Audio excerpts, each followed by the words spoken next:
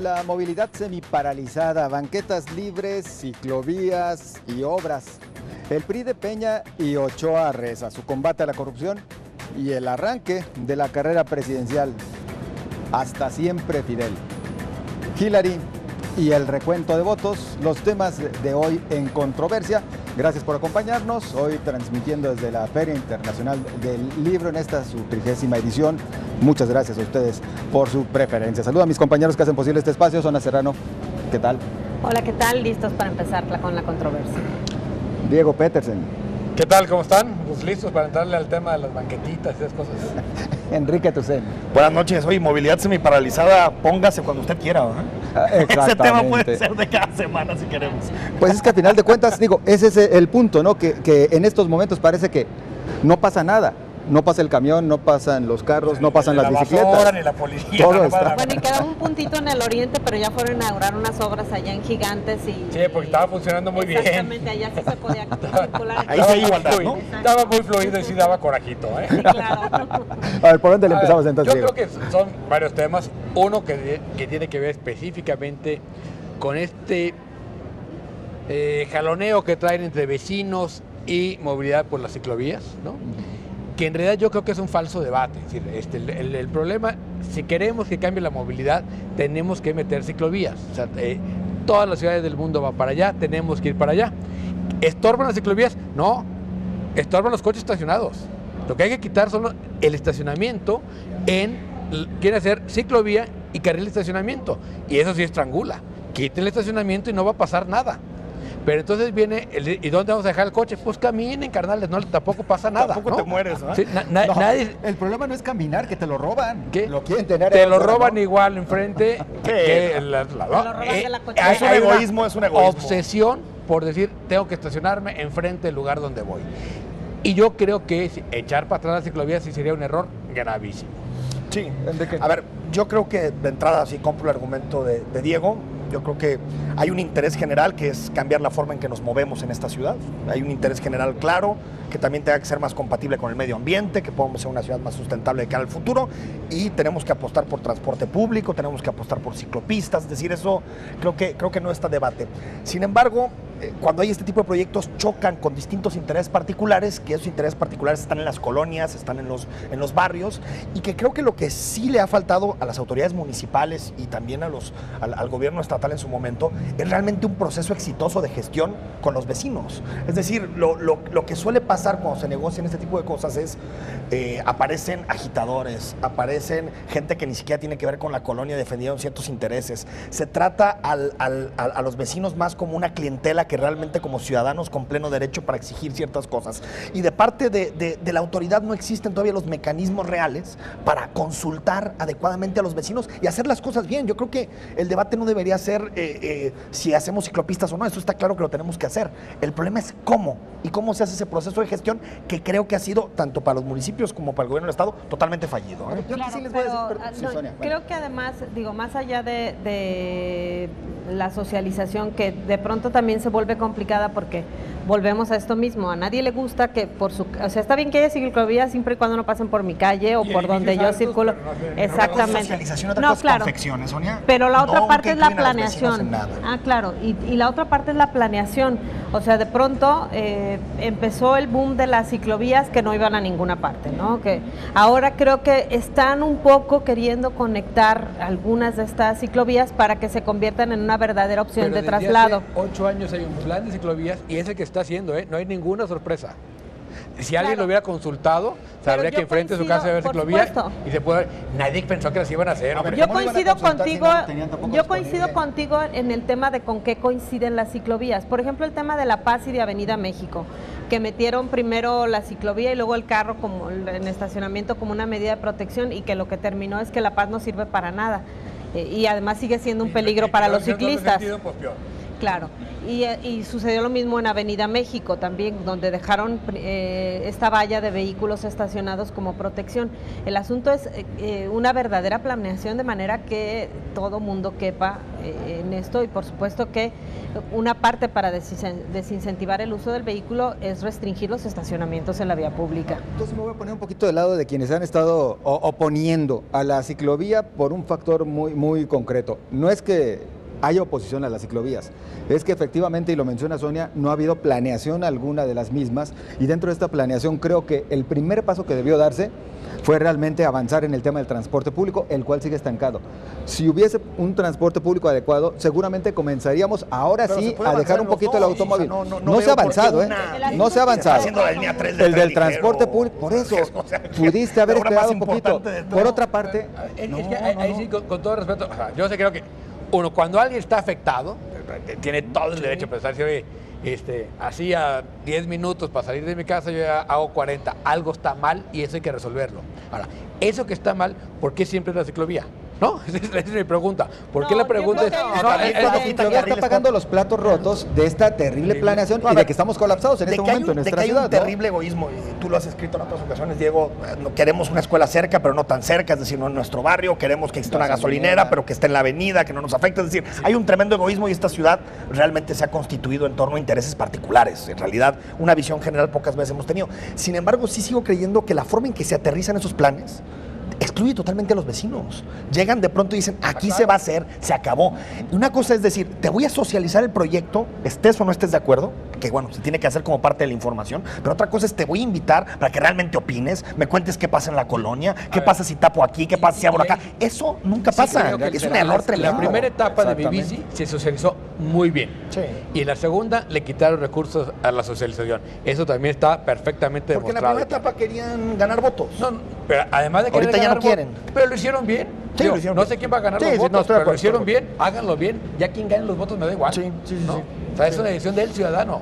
Ahora, en el tema del transporte público sí hay un gran retraso. O sea, estamos ya en el 4º año y apenas se dan las licitaciones, cuando era un tema que se había asegurado saldría a finales del primer año de gobierno. Es el efecto Gudiño, ¿eh? Exactamente. Son 3 años de retraso total. Pero si hubiera avanzado, digo, simultáneo, yo coincido con que la construcción de la línea 3 va a ser muy importante para el área metropolitana, pero si a eso le hubiéramos sumado ya el comienzo del reordenamiento del transporte público, seguramente esta situación nos hubiera agarrado. Está atrasadísimo. No, lo que te decía José Ángel ante tu comentario es que creo que las agendas no se excluyen. No entiendo por qué tenemos que decir, bueno, mientras apostemos por transporte público, no vamos a hacer ni un kilómetro de ciclovía. No, pero que el ciudadano hubiera visto avances en lo otro, diría, en el asunto de la modernización y el reordenamiento del transporte público, la agenda está muerta. Clarísimo. Y el otro gran tema tiene que ver, o sea, si queremos que la gente estacione el coche en otro lado y camine, las banquetas tienen que estar bien.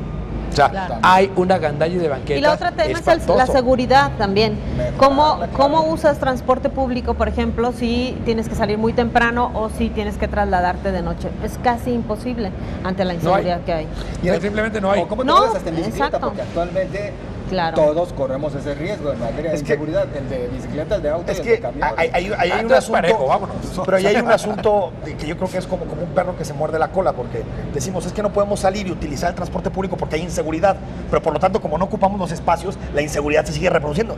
Se tiene que romper ese vicio. ¿Y cómo es? Recuperando espacios públicos, apostando por banquetas más dignas. Es decir, se tiene que hacer desde esa perspectiva y tenemos que al principio que arriesgarnos. Al final es así. Todas las ciudades tienen más o menos los mismos problemas y muchas las han resuelto más o menos bien. Ocupando el espacio público. Claro que cuesta tiempo, o sea, no vamos a resolver el problema de un día para otro, ¿no? Se requiere tiempo, se requiere paciencia y se requiere mantener una política durante varios años.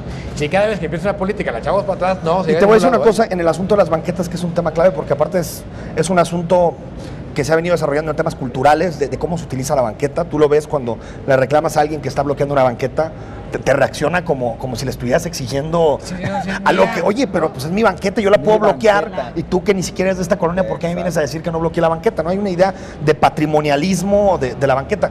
Pero creo que ahí es donde ha fallado el Ayuntamiento de Guadalajara, en el sentido de ser más estricto, primero y los ayuntamientos metropolitanos en general, con los inspectores, y realmente multar.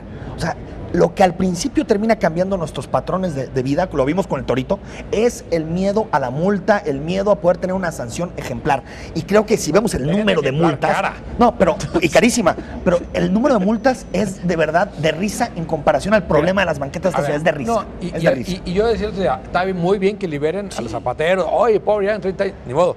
Pero hay calles agandalladas por la Universidad Autónoma de Guadalajara, por la Universidad de Guadalajara. Sí. Hay calles... botes por todos lados. Botes por todos lados. Luego se da un permiso de construcción y en automático parece que le regalan la banqueta. ¿No? Vete a toda Providencia. Sí. ¿Todo? Sí.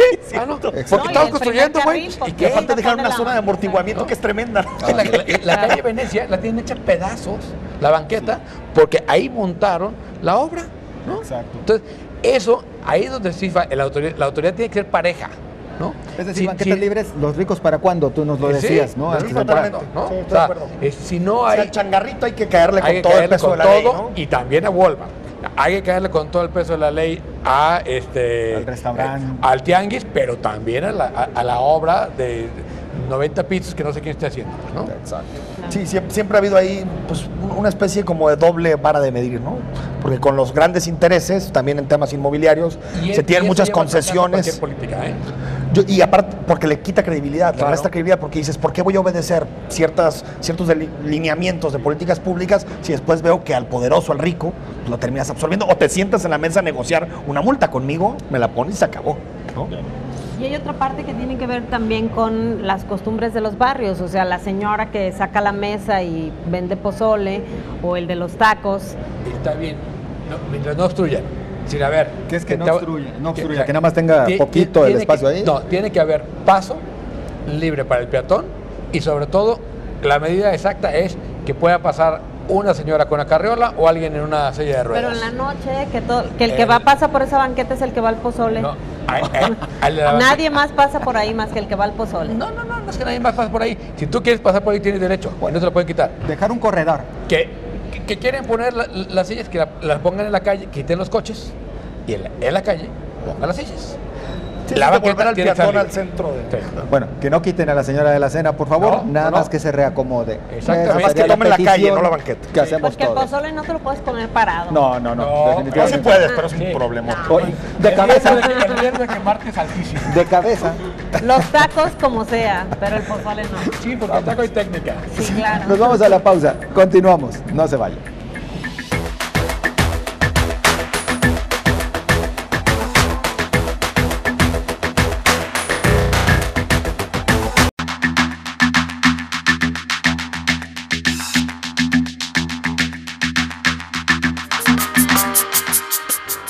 El dirigente nacional del PRI, Enrique Ochoa, asegura que su partido ganará la presidencia de nuevo. Al instalar el Consejo Político Nacional, delineó 7 estrategias para consolidar su partido. Prometió combate a la corrupción, empleos, seguridad y oportunidades en una agenda para el 2040. Ochoa, por lo pronto, pronosticó que ganarán las próximas elecciones locales en varios estados. Defendió a toro pasado el que llamó acierto del presidente Peña Nieto por invitar a Donald Trump. Bueno, el PRI de Ochoa, Reza y de Peña Nieto, ese arranque a la campaña, la carrera presidencial entre Diego los priistas. Un y Diego trae un speech inicial. Yo simplemente vi la nota que decía, en el PRI no caben los corruptos, y pensé, no hay vacantes. Estamos llenos. Ya está cubierto, ¿no? Ya está cubierto la cuota del sexenio. Sí, por favor, no vengan más. Sí. Bueno, el problema es que los discursos de Peña Nieto ya... Mira, pero... Ni los priistas se los creen, ¿no? Fíjate que es interesante porque Peña Nieto no había asistido a un Consejo Político Nacional del PRI durante sus 4 años de presidencia. Lo hace por primera vez el domingo pasado. Da un discurso, creo que excesivamente partidista. Me parece un discurso totalmente fuera de foco. Pero en contexto, ¿no? Pero yo creo que el hecho de no haber estado en reuniones en su momento del PRI, yo creo que él quería mandar un mensaje de la tradición priista, de esta distancia con el partido. Ahorita lo vi con ya un mensaje mucho más partidista y electoral, ¿no? Sobre todo si analizamos lo que dice, y sobre todo de defensa de su proyecto. Y ahí estaban los posibles, ¿no?, nominados a la candidatura del PRI. Estaba Aurelio Nuño, estaba presente también distintas personas del gabinete, ¿no? Hasta José Narro, por ejemplo, que Narro no solía estar mucho y estuvo presente. Sí, estuvo José Antonio Mit también, que no es militante priista. El único que no estuvo fue Raúl Cervantes, el procurador, que ya hubiera sido, creo que el último mensaje de falta de independencia, ¿no? Creo que nadie lo está considerando. Nadie lo está considerando. Pero lo que me refiero es que estuvo todo el gabinete. Estuvo todo el gabinete, solo faltaba que alguien que fue tan criticado por su designación como Raúl Cervantes realmente estuviera en eso. Yo creo que aquí lo que hace el presidente es decir, fundamental que estemos unidos para el Estado de México.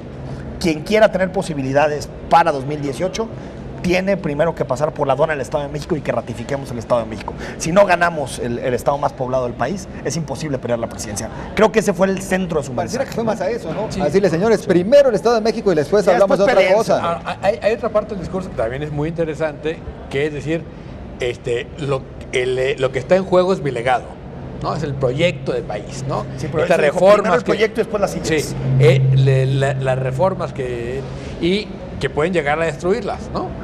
Y que yo creo que justamente el gran debate en el 18, me queda claro que el tema central va a ser la corrupción, no tengo ninguna duda, pero el debate económico va a ser en torno a las reformas de Peña y va a ser una especie de referéndum sobre las reformas de Peña.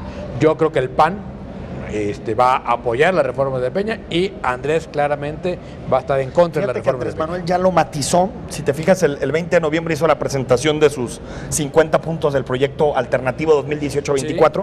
Y si te fijas, como en el punto 6 o 7, habla de las reformas estructurales y dice, yo estoy en contra de las reformas estructurales, pero no voy a llegar a imponer nada. Lo que voy a hacer es que cada una de las reformas seguirán a un proceso de consultas ciudadanas para ver si les gusta o no. Es decir, referéndums y consultas para definir. Andrés Manuel siempre en esta etapa previa de la elección trata de enamorar a los empresarios. Pero matizó mucho en su discurso, pero lo que me refiero, digo, es que hace un año y medio, lo que decía López Obrador es que se van todas de golpe. Es decir, no hay ni negociación. Creo que se está yendo al centro. Pero ese es el problema. Esa es la estrategia de Andrés siempre. De la República amorosa. Sí, exactamente. ¿No? Esa es la etapa del amor. Sí. Después bien. Y lo que vemos también es una necesidad de Peña Nieto de tener al PRI. O sea, no nada más de que el PRI tenga un líder en la presidencia, sino como él, en el deterioro de su presidencia, en las dudas que hay en torno a sus proyectos, en las dudas que hay en torno justamente a la llamada reforma estructural, él ahora necesita el cobijo de su partido y necesita también empezar a meterse en la toma de decisiones, que creo que también por eso lo vemos nuevamente metido de lleno en el partido. Yo creo que en el tema de la corrupción, Peña Nieto realmente le ha fallado a todas. O sea, ahí sí no tiene un discurso. Primero dijo que era un asunto cultural, ¿no? En una entrevista ahí a varios periodistas que dio, en la primera entrevista que dio. Pero lo que me refiero es que creo que no tiene ni idea de lo que realmente tendríamos que estar discutiendo en materia de corrupción, porque primero dijo, es un asunto cultural. Después dijo, el que esté libre de corruptos que tiene la primera piedra. Que diga eso un presidente, sí te dices, no puede ser, ¿no? Después dice, ya no caben más corruptos en el PRI, y ahí estaba Rubén Moreira con todos los escándalos de corrupción que hay en todo. Yo entiendo la parte de risa, pero lo que él quiso decir es, ya no vamos a tolerar la corrupción a partir de ahora. Pero además, eso es lo que quiso decir. Ves aquella entrevista con aquel programa de debate, Canal 12, que era, ¿cómo se llamaba? Sí, cuando defendió a César Duarte. Que dijo, lo puso como ejemplos las juventudes priistas a César Duarte, a Javier Duarte y a Borges. A ver, es que hay que tener tino y talento para eso. No tiene capacidad, pero tampoco tiene ninguna posibilidad de él asumir un discurso anticorrupción. El discurso lo tiene que asumir el partido, no él. Y en la medida que él se quiere zafar del tema de la corrupción, metiendo gobernadores al bote y enarbolando discursos de corrupción, lo único que hace es hundir su partido.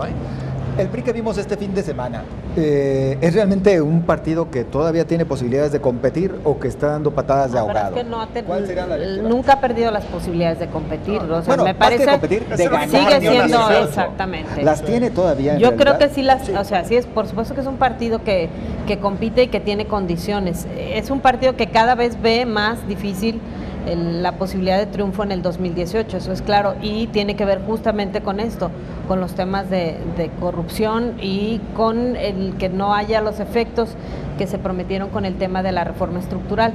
Lo que sí me parece es que por la misma estructura que tiene, la estructura electoral que tiene el PRI, sigue siendo un partido competitivo. El otro es el efecto dólar, Sí. O sea, si hay, en términos económicos, una de las medidas más simples que usamos los mexicanos, que a lo mejor errónea, pero lo más simple en términos electorales es a cuánto estaba el dólar y a cuánto lo va a dejar, ¿no?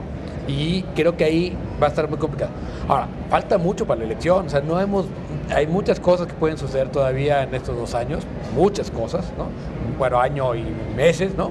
Año y 8 meses, 9 meses, pero sobre todo lo que creo es que un partido no puede dejar de estar en la mesa y luchando, porque la elección puede cambiar en cualquier momento. Mira, ¿no? después de lo que nos ha pasado en 2016, yo creo que descartar a cualquiera es arriesgado, ¿no? Los votantes están eligiendo opciones que no lo hacían, no sabemos la coyuntura que puede haber en 2018. Sí creo que el PRI llega con la marca más débil desde los tiempos de Madrazo. Está casi en todos lados, muy desgastada. Llega con la carrocería muy abollada, sí. Y con un presidente acechado por los temas de corrupción, que es distinto a un partido acechado por los temas de corrupción. Por ejemplo, en Morena, todos le podemos decir a López Obrador, pues has tenido colaboradores que son totalmente innombrables, ¿no? Claro. En el gobierno de la capital, después en Morena, en el partido, pero Andrés Manuel de alguna forma ha logrado mantener una figura de yo no he caído en un caso de corrupción. Claro, y un escándalo. Le han buscado de la corrupción se va a sembrar arbolitos. Sí, no, papá, le han buscado los tenis de su hijo, o sea, unas cosas que son tremendas, ¿no?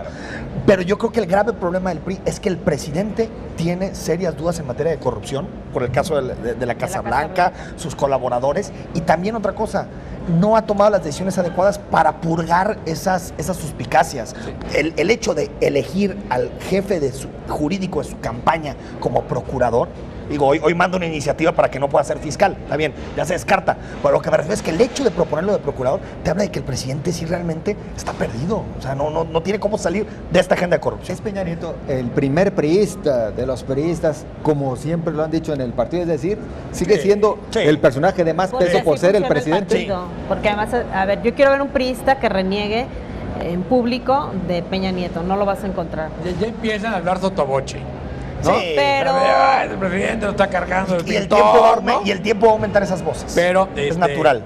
Pero se van a alinear. Hay una frase de un presidente que dice: los periodistas somos muy disciplinados y nos vamos a tragar hasta Ochoa, que se lo impusieron como presidente del partido. Dice, pero le vamos a cobrar todas. Sí, después de... ¿no? Sí, obviamente el presidente pasa el tiempo y se va convirtiendo pero eso en lo... va a ser hasta que no sean, o sea, el deterioro... Claro, el ADN... No, pero además, pero cuando no seas candidato, el ADN del PRI pierde fuerza, ese ADN de disciplina, cuando dejas de ser candidato y fuiste cuando no tienes la presidencia. Pasó en 2006. Por eso, pero también, como muchos partidos, o sea, los priistas no están acostumbrados a sumarse al que gana. Que ahí también veremos cómo hay algunos que van a renegar del presidente, o en el caso de Jalisco de su del elección, gobernador, digamos, ¿no? Claro, ¿no? exactamente. Y lo que sí puede pasar con el PRI es que si efectivamente se va a un tercer lugar ya muy desangelado, ¿no? El voto útil se va a partir entre Andrés y el PAN, ¿eh?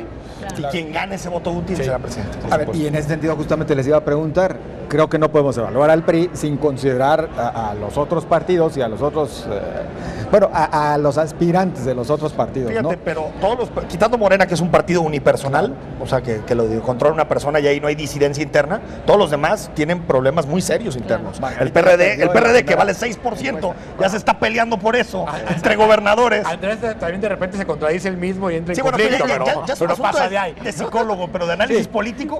No, o sea, por ejemplo, en el PAN también, yo creo que Margarita Zavala, con una estrategia de medios y de golpe, logró descarrilar a tiempo a Ricardo Anaya.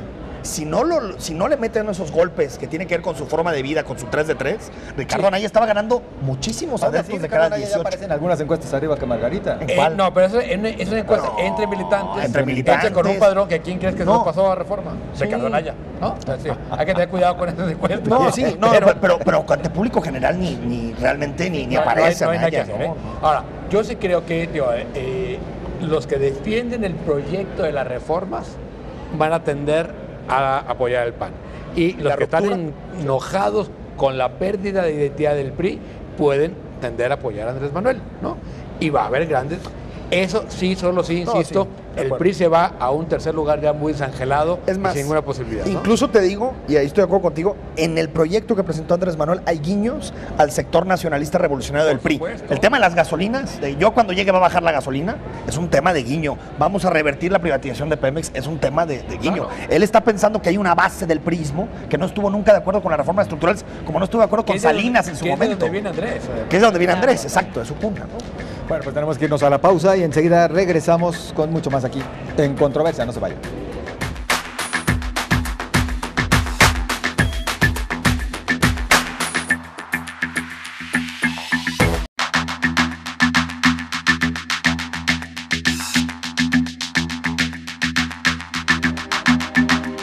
Fidel Castro, líder de la Revolución Cubana, murió el viernes a los 90 años.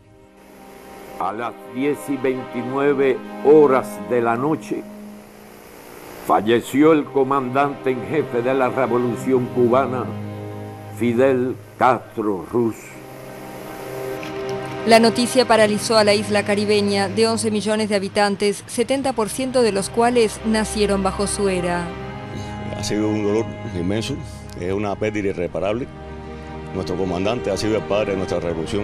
Hay hombres que no mueren jamás. De una forma u otra, las personas siempre lo recuerdan, por su parte positiva o por su parte negativa, pero siempre el mundo recuerda, y Fidel es uno de esos hombres. El gobierno decretó 9 días de duelo para rendir homenaje a su líder histórico. Uno de los gobernantes con más años en el poder, Castro fue una figura legendaria del último siglo, desafiando a Estados Unidos desde la pequeña isla de Cuba, donde ejerció un poder absoluto. Instauró un régimen comunista y despertó amores y odios. Considerado por unos como símbolo de soberanía y dignidad latinoamericanas, por otros como un dictador megalómano y cruel. Luego de pasarle el poder a su hermano Raúl en 2006, vivió para ver lo que parecía imposible: el fin de la enemistad con Estados Unidos, su principal adversario por medio siglo. Amigo del venezolano Hugo Chávez, el argentino Diego Maradona o el colombiano Gabriel García Márquez, Castro aseguró que nunca se retiraría de la política. Murió exactamente 60 años después de que zarpara de México en el yate Granma con 81 hombres para derrotar la dictadura de Fulgencio Batista. Su última aparición pública fue en agosto, el día que cumplió 90 años.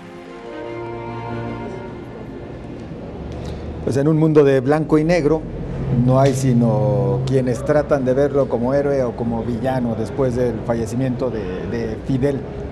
¿Cómo empezar? A ver, yo creo que de entrada Fidel se murió 20 años tarde, ¿eh? Si Fidel se hubiera muerto hace 20 años, hubiera todavía rescatado una parte importante, digamos, de su imagen como líder, a pesar de que el cuestionamiento como dictador no se le va a quitar jamás, ¿no? Pero, digamos, en esta idea de dictaduras comunistas que se dieron a fines del siglo XX, él hubiera sido, digamos, uno de los grandes, ¿no? Yo creo que en los últimos 20 años el deterioro de él, de la imagen, pero sobre todo de Cuba, es de tal tamaño que no hay manera de disasociar el fracaso de Cuba con el fracaso de Fidel, ¿no? Y ahí donde yo creo, decíamos ahorita, los caricaturistas, todos ya dijeron, bueno, estaba entre el ángel y el infierno, entre el bueno y el malo. Hace 20 años todos lo hubieran celebrado, lo hubieran aplaudido. Pero la derecha, ¿no? ¿Qué? No, la derecha no, pero digo, no, la derecha ya sabemos qué piensa, ¿no? Por eso, sí. De todos modos, esa no debe cambiar de opinión, ¿no? Yo creo que con los sectores de izquierda pierde muchísimo en estos últimos 20 años. Sí, de acuerdo. Sonia Serrano. Yo creo que habría que considerar las dos cosas. A ver, por una parte está el Estado que construye con los cubanos, un país en América Latina que no tiene pobreza alimentaria, que tiene cobertura universal no tiene pobreza. No. A ver, ahí no tiene desnutrición, ¿no? No tiene pobreza alimentaria.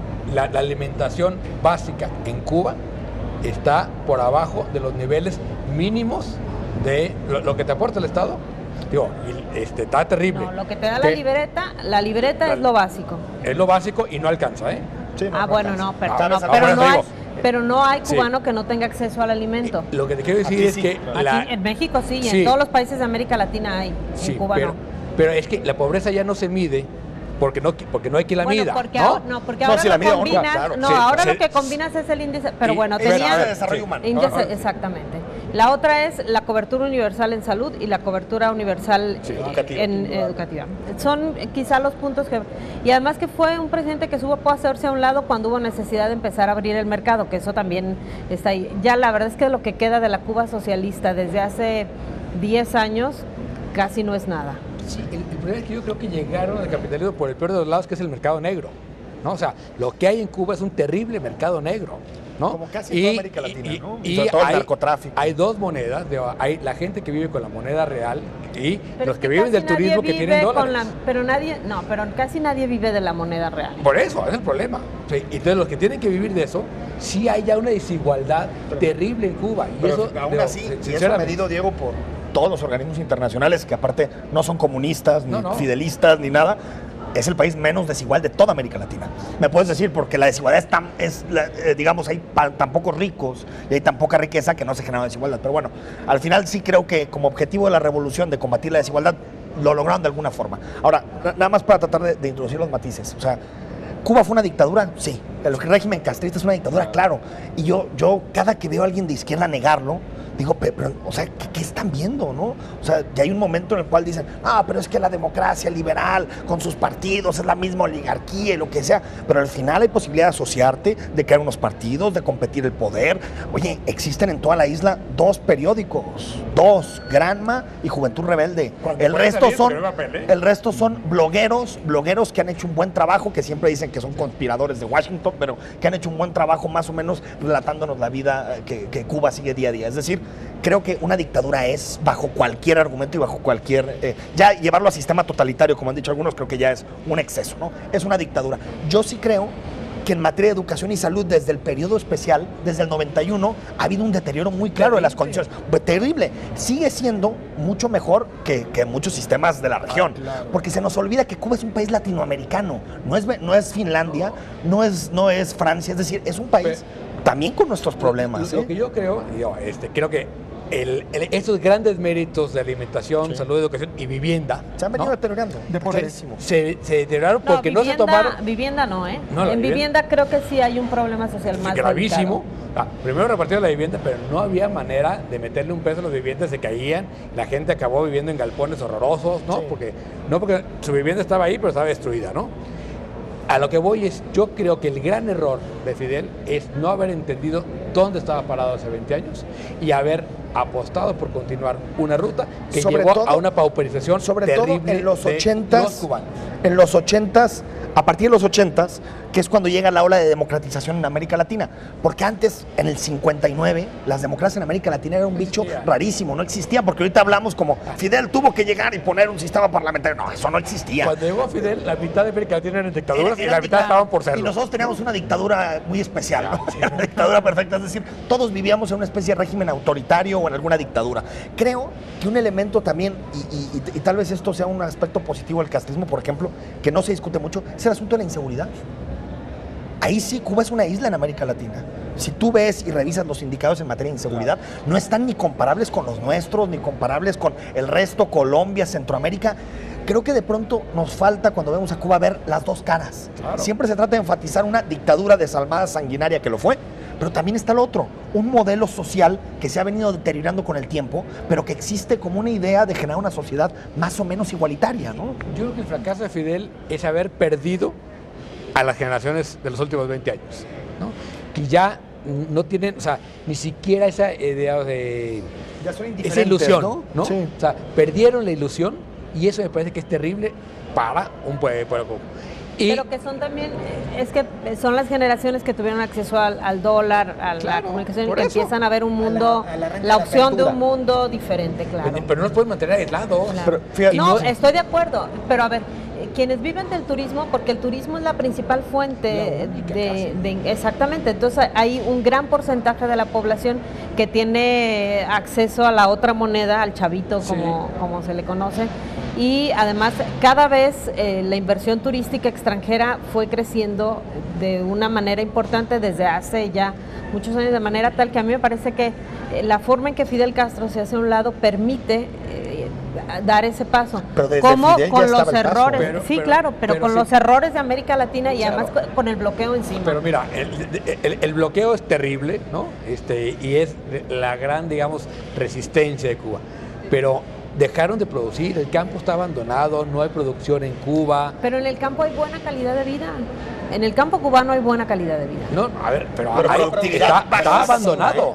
No pero es produ- mejor la productividad calidad, es pero la bajísima. calidad de vida en el campo en Cuba es mejor que en la Que en la ciudad. ciudad tal vez sí, Sí, tal vez sí. Eso. Ahora, es mejor que la ciudad, pero digo, no hay, la productividad es bajísima, no hay nadie produciendo. Entonces, sí hay como un deterioro de la economía, que eso sí tiene que ver con los líderes. No tiene Sí, remedio. entonces, a ver, tendríamos que decir que uno de los errores de Fidel fue haberse aferrado a esta confrontación con los Estados Unidos en el momento en que se arrancó con el bloqueo, o haberse confrontado con el mundo, porque al final de cuentas quedó aislado. Yo creo que mucho de lo que se le admira a Cuba, sobre todo en una parte de la academia y en una parte del pensamiento crítico, es haber resistido al imperio durante tantos años, haber resistido a Estados Unidos, a unas millas de Florida, haber resistido a los ataques, a los intentos de homicidio, de asesinato contra Fidel. Pero no hay que perder de vista que Cuba siempre fue dependiente. Cuba fue dependiente de la Unión Soviética que lo subvencionaba, pero aparte, no, las cantidades, se publicaron estas semanas, eran casi 3 veces en un periodo de 40 años, 3 veces el plan Marshall con el que ayudó Estados Unidos a la Unión Europea después de la Segunda Guerra Mundial. A lo que me refiero es que era una cifra tremenda que aguantaba tener una economía improductiva, salarios totalmente desorbitados, una economía ficticia, ficción, aguantaba porque había un país. Y después llegó Venezuela y los gobiernos bolivarianos también apoyaron al régimen. Es decir, autónomo, como decir, autónomo como proyecto, nunca lo fue Cuba, porque aparte 1898 se separa de España y después llega un protectorado de Estados Unidos después de la guerra hispanoamericana. Es decir, Cuba necesita un modelo que realmente surja de su pueblo, que fue lo que fue Castro por un momento, pero después se extravió. Fidel es el personaje más importante de América Latina en el siglo XX, por lo menos en la segunda mitad del siglo XX, No hay sin duda. Yo sí creo que en los últimos 20 años, ¿no? El gran problema es apostar por mantener ciertas, digamos, no entender qué estaba pasando en el mundo, y llevó a Cuba a un desastre que lo pudo haber Pero evitado. ¿cómo tendría que haberse dado esa apertura? Se fue dando paulatinamente. Porque si no... Se debió haber dado de otra manera, porque así no funcionó. Pero ¿cómo cambias una economía de un país de manera tan drástica? ¿Qué?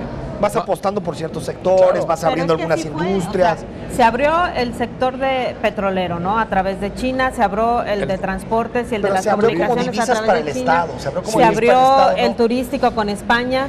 Brasil tiene un puerto importantísimo en el Mariel. O sea, ¿Tú poco crees, a poco Sonia, que fue- se abrió para que hubiera mejores empleos, mejores salarios, o para que el Estado tuviera más divisas para Tú tienes poder seguir gastando una generación en su modelo? Pero educada eso te que no genera tiene empleos economía de para cualquier trabajar. manera. Bajísimos, bajísimos, pero no mercado interno, no consumo. Eso es lo que activa una economía. Tienes una generación educada a la cual no le dio Nada. futuro no puede para consumir trabajar. nada. Y eso es terrible. Tampoco consumir qué también. No, consumir, Habría consumir que- porque tú necesitas un mercado claro. interno para que haya riqueza, para que se generen empresas, lo necesitas. Tenemos un par de minutos para hablar. ¿Qué viene para Cuba después Fíjate, de Fidel? yo creo que ¿Qué sigue para Cuba? está mi máxima preocupación con el caso de Raúl Castro. Raúl Castro, todas sus reformas desde 2008 que tomó, pero desde antes pactadas con Fidel, han sido el modelo chino. En realidad lo que le gusta a Raúl es el modelo chino-vietnamita.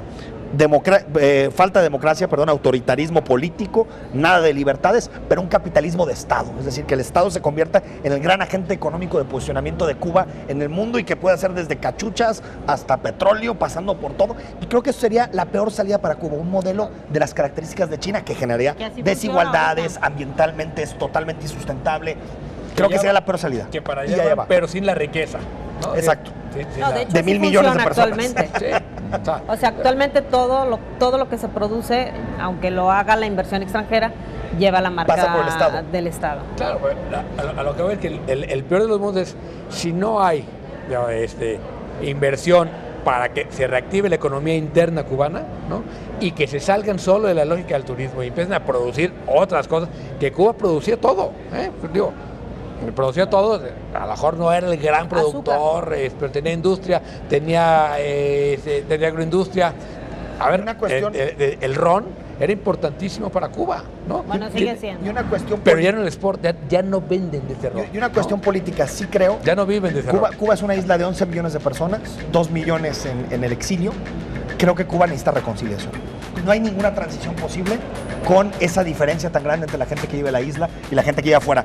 No que vayan los de afuera a imponer el modelo, por supuesto que no, pero sí debe haber reconciliación. Pues tenemos que irnos a la pausa. Yo creo que no va a ser nada halagueño, ¿eh? Yo creo que va a ser choques muy fuertes y decisiones muy complicadas.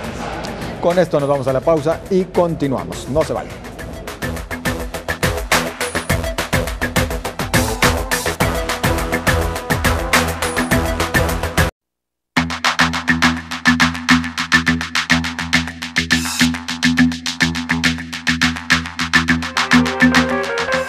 La excandidata presidencial ecologista Jill Stein solicitó el jueves un recuento de votos en el estado de Wisconsin luego de reunir el $1,1 millones necesarios para iniciar el proceso. Expertos en ciberseguridad entregaron información sobre la posibilidad de fallas en los resultados electorales estadounidenses, según informó el jefe de campaña David Cobb. Los expertos invitaron al equipo de Clinton a volver a contar los votos después de haber constatado que a los demócratas les faltaba 7% de los votos de los condados de Wisconsin que usaron máquinas electrónicas, según The New York Magazine. Tradicionalmente demócrata, Wisconsin votó a un republicano por primera vez desde 1984, pero Clinton no impugnó los resultados favorables a Donald Trump. El recuento de votos en Wisconsin relanza la controversia sobre la seguridad en el sistema electoral estadounidense, luego de una campaña en la que Estados Unidos acusó a Rusia de haber orquestado espionajes informáticos para influir en las campañas. También ha revivido el debate sobre la legitimidad de la elección indirecta en una sola vuelta del presidente. Hillary muy rápido reconoció la derrota, le faltó aprender un poquito del peje, haber llamado al voto por voto, casilla por casilla, algo le hizo falta, ¿no? No, ahí pues siempre en Estados Unidos la democracia se ha basado en aceptar la derrota, siempre, ¿no? Pero sí estamos incluso en una situación extraordinaria. Es una situación extraordinaria que se ha dado como unas 5 veces, ¿no? De que quien gana en votos reales, ¿no? de los americanos, termina perdiendo la elección por el sistema, ¿no? Por el sistema electoral, que a mí me parece un sistema no muy democrático, porque aparte de alguna forma los ciudadanos al momento en que van a votar no son iguales. El voto de alguien en Nueva York vale más que el voto de alguien en Wisconsin, por ejemplo. Sí tiene más peso al final para definir la elección, y eso viola la igualdad de todos en un sistema democrático. Por lo tanto, sí me parece que tiene severos asteriscos, pero también la otra legitimidad de la democracia es la ley, ¿no? El Estado de Derecho, y por lo tanto eso los gringos lo conocen perfecto, y por eso Hillary, como una buena mujer del régimen, lo que dijo es: acepto la derrota y por lo tanto felicito a Donald Trump. Lo que sí creo es que estas revisiones que se van a empezar a hacer, pues sí son muy, digamos, poco usuales en la democracia en Estados Unidos, porque como está basado en la confianza, el sistema americano en general, no necesitas muchos documentos para votar, te registras.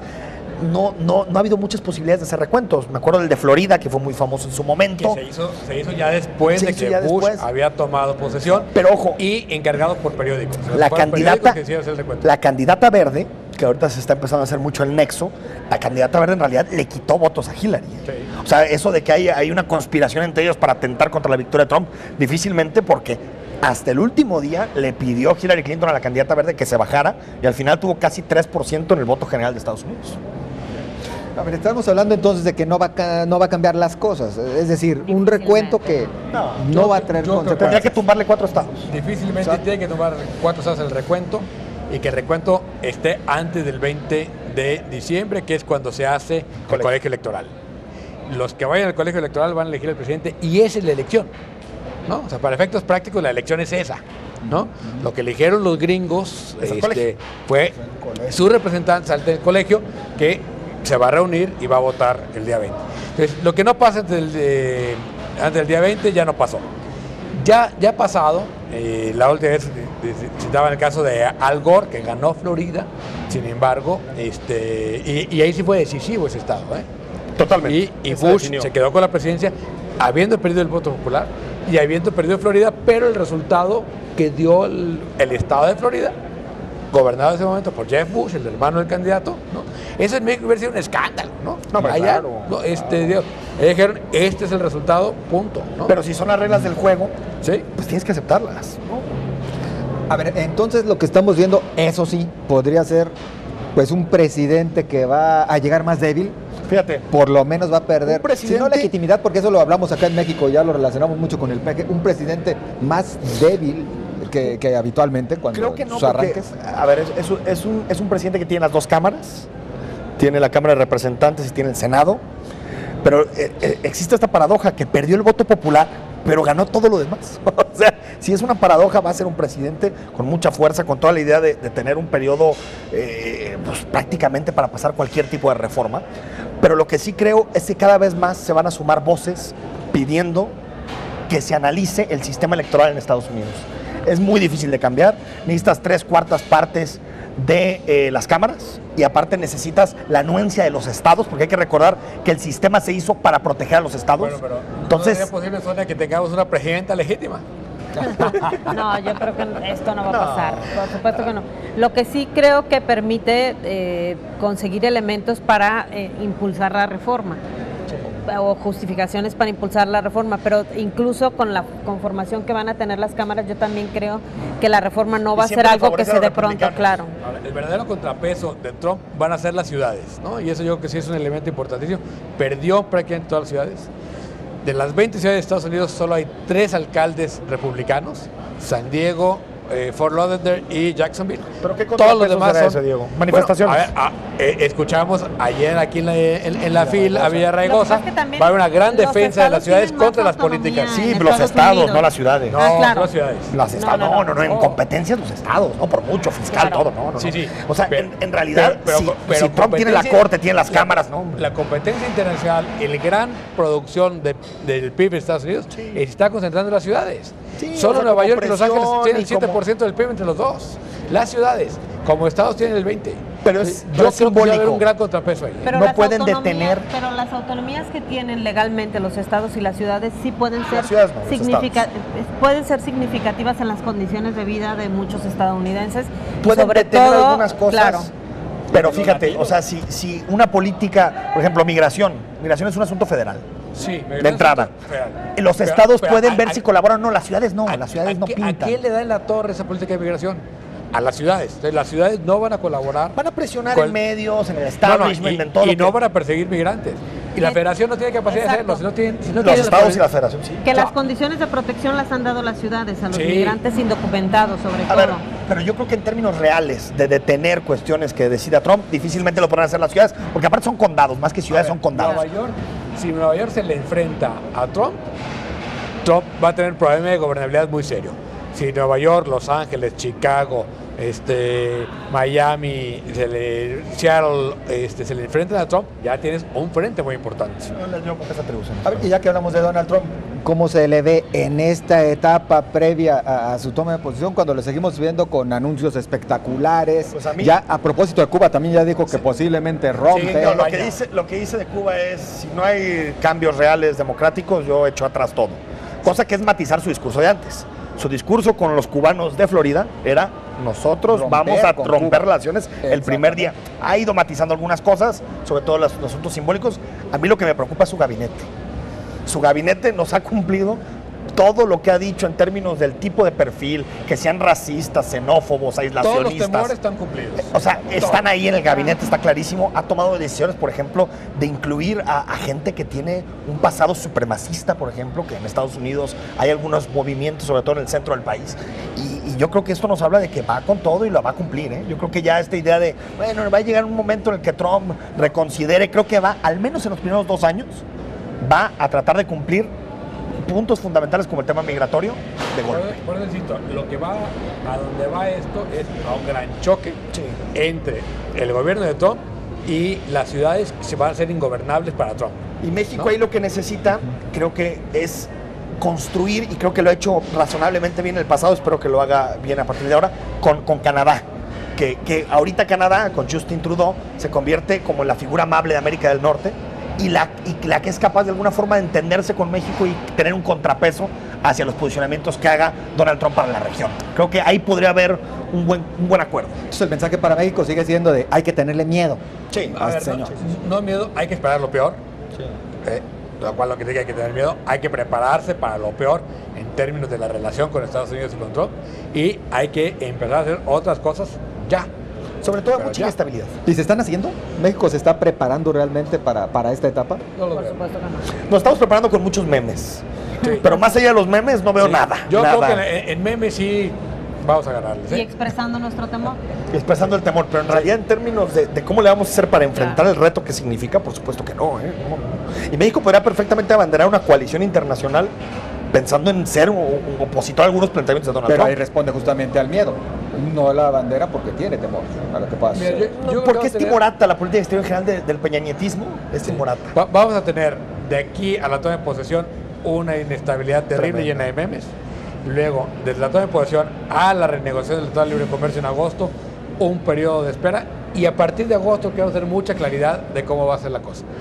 Lo que yo creo que estamos esperándonos a lo que ya sabemos que va a pasar, simplemente por el personaje que puso al frente de la renegociación, viene un momento muy complicado para México, ¿no? Entonces, cambia de borrachos, o nos vamos hacia hacia otros horizontes, y México empieza a virar la economía, que va a ser terrible, que vamos a pasar 3, 4, 10 años muy malos, pero más vale que lo entendamos. Fíjate, ahí yo sí veo, hablando de contrapesos, a los gobernadores de los estados fronterizos, que tienen muchísimas atribuciones, ahí sí veo como foco de presión contra Trump, e incluso a los empresarios fuertes de estos estados fronterizos que no quieren que se disminuya la relación porque de eso viven, ¿no? Bien. Pero ciudades sí me cuesta más trabajo pensar. Pues llegamos así al final de En Controversia, agradeciendo a ustedes el favor de su compañía desde la Feria Internacional del Libro. Muchas gracias, compañeros. Gracias. Muy amables. Hasta la próxima semana, ya en el estudio. Exactamente. Aquí seguimos. Muchas gracias.